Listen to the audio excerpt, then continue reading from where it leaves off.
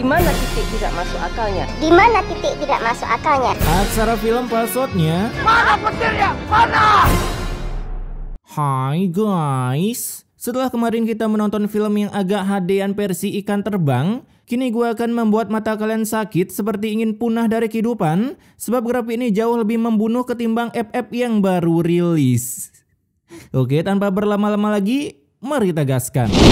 Film ini berlatar di sebuah pedesaan di Bekasi dan settingan film ini cuma ada 360 cuy. Yang dimana hawanya saking panas sampai membuat kebun milik seorang mak lampir kena ultipel. Dan perkenalkan, nama mak lampir ini Sukma yang merasa tak terima kebunnya gagal panen. Dan kita bisa lihat di sini kameramen pun begitu effortnya menyorot perbacotan mereka meski sedang dibakar hidup-hidup. Asal gaji lancar gaskan. Selain cuaca panas yang melanda kampung sana, rupanya para warganya udah menjelma menjadi herbivora. Mukbang ranting pohon. Ini lagi mukbang pisang ijo nggak tuh? Yang membuat Sukma dan anak buahnya yaitu Aji mulai pasrah kalau sebentar lagi kampung mereka akan didelete dari sejarah. Nah, di rumah anak Sukma bernama Alin juga mengalami krisis keberasan. Terlebih lagi datanglah sebuah mobil bermerek Hamiring ke kampung sana yang ternyata adalah calon mertua Alin, dimana tanpa salam opening si Dedi Persi sebelum nge-gym ini langsung ngerosting sesuai fakta. Jadi sekarang kalian tinggal di rumah jelek ini ya? Minimal salam pembuka dulu, Pak. Saat Sukma datang, ia pun terbagongkan karena selain merosting keadaan ekonomi, si bapak ini juga membatalkan pernikahan antara Alin dengan anaknya hanya karena... Saya datang ke sini membatalkan rencana pernikahan antara Alin dengan anak saya. Biasanya yang gini emak-emak cuy, ini beda. Bapak-bapak tapi sifat kayak woman. Si bapak ini juga berpikir kalau Alin cuma ingin merubah ekonomi keluarganya dengan memberikan serabinya untuk anak si bapak yang diem di belakang pelanga-pelongo kagak jelas. Minimal kalau lu cinta ngomong nyet. Bisa-bisanya di belakang AFK kagak klarifikasi apapun. Kondisi ibu dan Alin, maaf, bikin miris. BGGST kali kata-katanya cuy. Dikata orang miskin bakalan selamanya miskin apa ya? Ya kecuali buat kaum rebahan.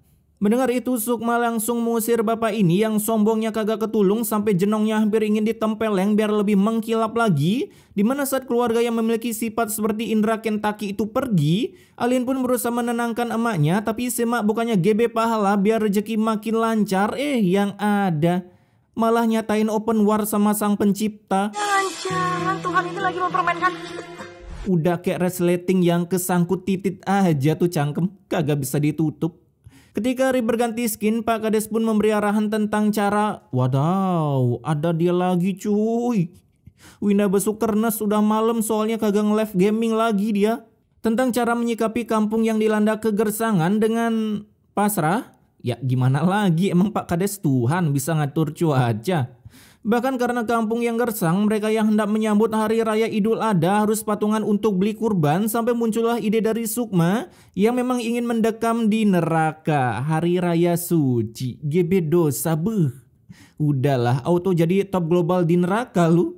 Selesai pidato dari Pak Kades, Sukma pun kedatangan Aji yang langsung memberinya sebuah tutorial cara dapat banyak uang, cuman minusnya saat mati bisa kena hukuman cambuk unlimited saat di neraka. Karena saat hari udah pagi, si Sukma langsung mencari target minion yang sangat tergiur akan pahala dan mengajak mereka untuk berkurban dengan cara patungan. Kalau kita patungan buat berkurban, hujan cepat turun apa ya? Tapi sayangnya meski udah capek-capek presentasi mengiming-imingi ini itu, para minion ini tetap menolak akibat kekurangan dana. Lain kali aja deh Bu ya. Udah capek-capek nerangin, terjadi lagi. Dari sini aja mereka harusnya udah tahu si Sukma jahat atau kagak cuy. Mana ada orang ngajak GB pahala marah-marah. Di sisi lain anak buah Sukma pun melakukan hal yang sama seperti Sukma ke para murid-murid Kung Lao ini meski tetap ditolak. Walaupun cangkem udah ngoceh berbusa seperti busa sunlight. Gak tahu ya Kang, kayaknya masih berat. Padahal bisa cuy, patungan 10.000 doang loh. Karena usahanya gagal, Sukma pun mulai bingung gimana caranya agar warga tergiur. Bahkan ia sempat kepikiran mengiming-imingi mereka Pajero Cash dan bisa jadi anak buah Leader Apos bin Tepos. Namun Aji yang bilang kalau rencana itu kurang mantap dan kurang instan mendapatkan cuan. Akhirnya saat malam tiba, Sukma benar-benar merubah rencananya dengan datang ke rumah mantan calon mertuanya meski butuh biaya lintas provinsi. Dimana dari belakang dengan menggedik-dik-dik manusia sombong ini, Sukma lalu mengambil ternaknya dan membakar kandang tersebut hingga manusia sombong ini harus berujung kismin seketika. Nah gini dong, kan cepet dapat uang. Keesokan harinya bapak sombong bernama David ini melapor ke Pak Kades untuk curhat tentang keuangannya yang tiba-tiba anjlok dalam satu malam. Rumah saya habis dibakar, Pak. Saya heran. Kenapa saya bisa kena apa seperti ini ya, Pak? Ya karena lu sombong cuy. Beginilah jika kalian sombong terus suka nyari musuh. Sukma yang kebetulan lewat sana, ia pun langsung merosting balik David yang lehernya lagi pegal-pegal. Makanya pakai hotin pit. Gara-gara dia merendahkan kita nih, syukurin. Ngehina orang dapet, kambingnya dapet, puasnya pun juga dapet. Benefitnya banyak juga ya kalau jadi begundal. Bahkan di hari itu juga, sehabis ngemaling kambing semalam, kambing itu pun diserahkan ke Pak Windah Basukernas dengan embel-embel, "Saya mau berkurban Pak demi kesejahteraan kampung." Bapaknya lah kurban dari hasil maling, ya Anda makin sengsara anjing. Mudah-mudahan warga di sini bisa meniru ibu. Siap. Di sana tentunya Pak Windah kagak tahu kebusukan dari Sukma karena tiap detik selalu berpikir positif. Apalagi anaknya yang udah tahu sifat emaknya seperti lampir, bisa-bisanya juga kagak tahu gimana emaknya dapat rezeki mendadak padahal nggak ada orang yang mau cuci uang di tempatnya. Acueks. Nah dari luar muncullah dua orang minion gabut yang awalnya menolak ajakan patungan kurban, kini datang-datang ingin patungan kurban dengan harapan rezekinya bisa gacor, tiba-tiba seperti Sukma. Kebiasaan human. Semoga dengan berkurban hidup saya bisa lebih baik lagi. Ya tapi harus ikhlas bang. Hasil hari itu juga si Sukma auto gacor parah, udah bisa memegang yang merah-merah kesayangan kalian ketika di tanggal muda tapi besoknya udah habis karena dipakai depo terus rungkat. Tololnya setinggi jarak bumi dan langit cuy. Namun meskipun udah memegang uang banyak, si Sukma tetap menganggap uang itu kurang. Ya biasalah, manusia kagak ada kepuasan tersendiri cuy. Jadinya dengan mengandalkan barudak setengah NPC setengah MC ini yaitu Aji, Sukma pun menugaskan Aji untuk mencari member lagi di kampung-kampung yang uangnya unlimited agar mau menyumbangkan cuannya untuk berkurban. Mana ada orang kaya patungan buat kurban, mending dia beli sendiri. Karena suruhan dari Sukma yang menyuruh Haji merekrut member lain agar mereka bisa mencari member-member yang mau patungan, ya mirip-mirip skema piramida lah ya. Keesokan harinya Haji pun mendatangkan pasukan begundal dari seluruh penjuru daerah. Ya mungkin kalian ada yang kenal mukanya, siapa tahu tetangga atau abang kalian. Ini mirip tetangga gua anjing, Bapak Slamet. Di sana para member baru Sukma pun diberi arahan untuk mencari member sebanyak-banyaknya agar para warga kampung mau patungan beli kurban. Tapi untungnya salah satu dari mereka ada yang pintar karena bisa menanyakan hal ini terlebih dahulu sebelum bekerja. Terus untungnya buat kami melakukan hal itu apa? Nah ini dia. Biasanya di film-film sebelumnya langsung kerja aja cuy. Ujung-ujungnya kagak tahu kalau itu kerjaan haram. Selagi emaknya memberi tutorial sesat gimana caranya dapat uang dengan gampang, anaknya di rumah malah asik-asikan makan kacang dan melakukan endorse hitung-hitung membantu perekonomian keluarga. Pantesan aja. Di film azab anak-anaknya kagak ada yang kerja cuy. Ternyata influencer semua. Beberapa hari kemudian ada lagi dua minion emak-emak yang datang ingin menyumbangkan uangnya untuk GB pahala dengan patungan kurban. Misi ya Bu ya. Buset, sehari bisa gacor gini cuy. Ayo siapa yang minat ide usaha menjanjikan, tapi menjanjikan juga masuk nerakanya. Di sisi lain ante-ante Sukma pun juga mulai bergerak dengan bermodalkan kardus aqua di mana mereka mencoba mendidik para minion tutorial berkurban meski hidup lagi dilanda kemiskinan. Sehingga mendengar rayuan marketing yang melebihi bisnis leader apos, para minion di sana auto setuju patungan untuk beli kambing dan sapi tanpa perlu menyelidiki bentukan si pembawa presentasi ini yang outfitnya seperti preman kampung. Biasalah, gampang bener diperdaya mereka, makanya VOC nargetin Wakanda. Selain mereka, tetangga gua juga ikutan berbuat kebegundalan dengan presentasi memakai outfit yang berbeda seperti mafia tapi ini versi budget pelajarnya. Mirip bener kayak Bapak Slamet. Tapi gebleknya ini si Bapak Slamet kurang di briefing oleh Sukma sampai-sampai ia sedikit blunder saat melakukan presentasi. Kalau kurban sapi itu jatahnya untuk 7 orang Pak. Oh tidak Bapak-Bapak. Emang bener-bener Bapak Slamet tidur pas rapat. Nah para minion yang gampang bener dikibulin makanya dibilang SDM rendah. Bukan gua yang bilang ya, tapi para netizen barbar di sosial media. Mereka pun akhirnya mau patungan meski cuman sedikit, ya cukuplah pakai nambah billing warnet 2 jam. Tanpa ada rasa kecurigaan sedikit pun. Positif sekali pemikirannya. Ketika hari udah malam, ante-ante Sukma pun menyerahkan hasil patungan para warga yang gampang digeblek-geblekin. Bahkan di sana anak buah Sukma Oto Bagong saat serah terima keuntungan yang nominalnya sangat banyak. Ini bener buat kita, Bu. Bukannya buat kurban. Lah, mereka belum tahu toh kalau dapat job keharaman. Awalnya mereka pun menolak karena masih ada setitik cahaya jalan kebenaran dalam diri mereka. Tapi kan, Bu, berarti itu namanya menipu, Bu. Iya, menipu. Asik, bisa aja Bapak Slamet dapat dialog juga dia.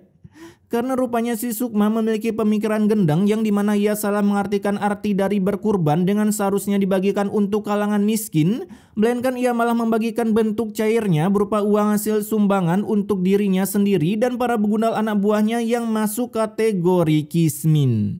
Teori dari mana ini? Dan pada akhirnya setelah mendengar konsep pemikiran yang begitu gendang, aduh. Kalau begitu, wah terima kasih banyak nih, Bu. Sama-sama. Eleh bisa aja Bapak Slamet gampang bener berubah haluan. Keesokan harinya Bapak Windah Basukernes pun mulai memuji kinerja Bapak Kades karena sesuatu yang kurang masuk akal. Sejak kampung kita dipimpin oleh Pak Kades, yang tadi kayaknya baru beli motor baru tuh Pak Kades. Apa hubungannya cuy? Warga yang kerja keras, Bapak Kades yang dipuji. Di sana salah satu minion pun bilang kalau mereka bisa sukses akibat menerima bimbingan dari Bu Sukma. Sampai Bang Windah Basukernes hampir ingin mengunsen pujiannya dari Pak Kades ke Bu Sukma. Tapi mereka lebih memilih OTW rumah Bu Sukma karena Pak Kades tak tahu kalau ada yayasan seperti itu di kampungnya. Bikin yayasan kagak minta izin. Logikanya di mana cuy? Tak berselang lama di rumah Sukma yang lagi asik menghitung cuan hasil usaha kearamannya. Lagi ngitung MMR dosa cuy. Di sana datanglah pasukan pembela kebenaran yang merasa curiga tentang yayasan kurban si Sukma sambil mendengar ceramah dari Babang Windah Basukernes. Tapi untungnya si Sukma berhasil menangkal kecurigaan mereka dari yang awalnya curiga sampai menerima pujian dari Pak Kades karena udah berusaha membantu membangun kampung tersebut. Membangun apaan anjing? Membangun dosa. Sayangnya usaha Sukma tak bertahan lama karena saat anak buahnya nongki ditemani teteh-teteh yang aduhai ini, ada kelompok minion yang udah download data, lebih tepatnya data pemikiran, sebab cuman mereka yang berpikir kalau uang dari hasil patungan dipakai foya-foya seperti ini. Aji yang mendengar itu, ia pun langsung baku gedik. Emang nyatanya begitu kok, dasar maling. Ya elah, pakai diperjelas lagi.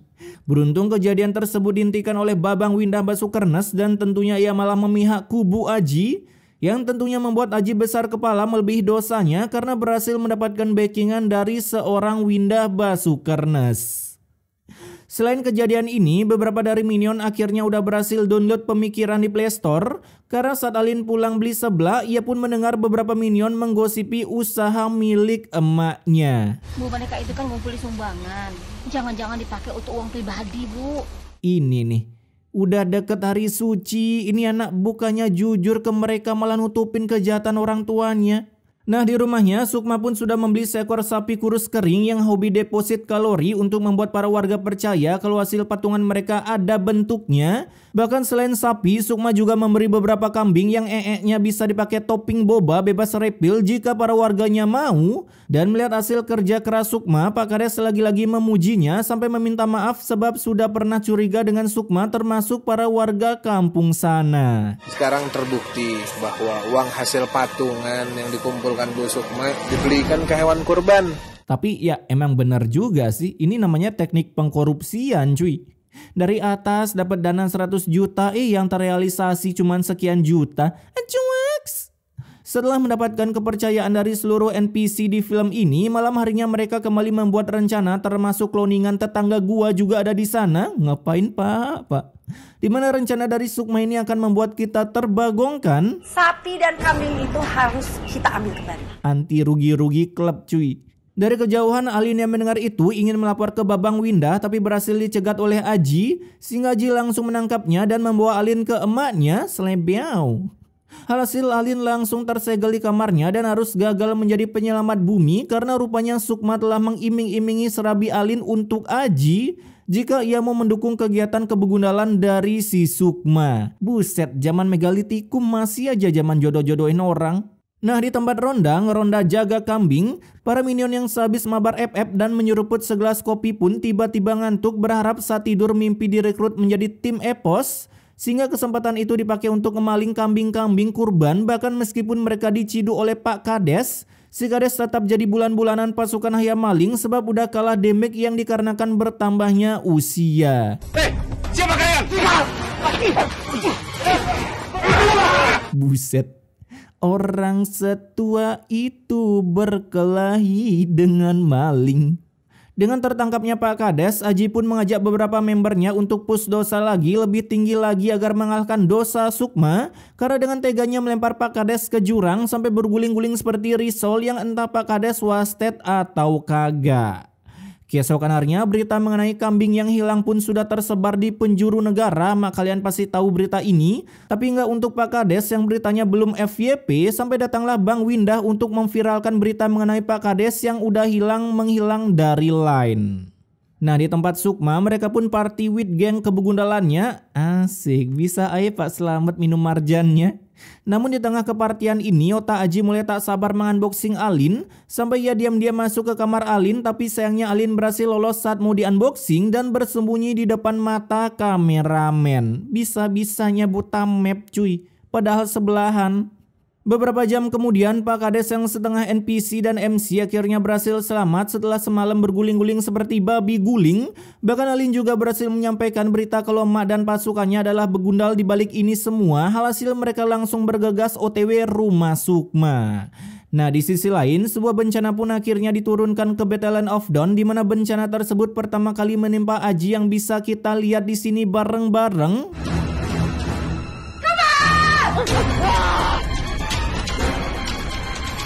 Buset, kebelah anjing buminya. Di sana Aji harus nyemplung sampai ke inti bumi. Bahkan saat para warga pun datang, mereka terbagongkan melihat bumi yang udah terbelah dan itu di luar prediksi BMKG.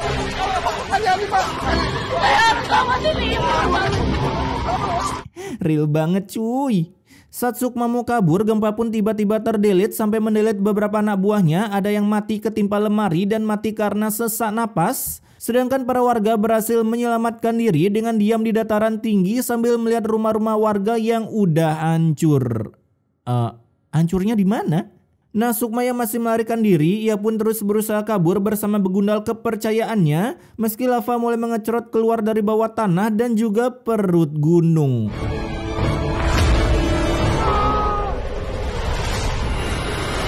Anjas, anak buah Sukma mati terkubur lava cuy. Perbandingan yang sangat beda ya. Tadi 2 bit, ini agak HD. Sukma yang sendirian, ia pun berusaha bertahan, tapi sebuah batu berukuran batu ginjal titan pun menggelinding dan menggeprek Sukma secara tiba-tiba. Di mana selesainya bencana tersebut, para warga mulai hunting mencari korban bencana yang bisa diselamatkan. Innalillahi wa inna ilaihi rajiun. Di sana mereka berhasil menemukan Sukma yang rupanya masih bertahan hidup meski cangkemnya kagak bisa ditutup, masih seperti resleting yang kejepit titit. Buset, keras bener mangapnya. Dan tanpa memberikan salam perpisahan atau bilang nyimpen warisan di mana, Sukma pun mengwastetkan diri begitu saja meninggalkan anaknya yang sekarang jadi anggota tim 2. Masuk ke inti bumi 1, ke kubur lava 1. Si Sukma cuman kegiles batu ginjal. Nah, singkat cerita, karena saking banyaknya korban jiwa, kini terpaksa pemakaman harus dilakukan secara massal di mana kuburan mereka saling berdampingan agar mudah ketemuan di neraka. Namun sayangnya Buraja mau dikubur, datanglah ulti banjir bandang yang menyapu bersih jenazah tersebut.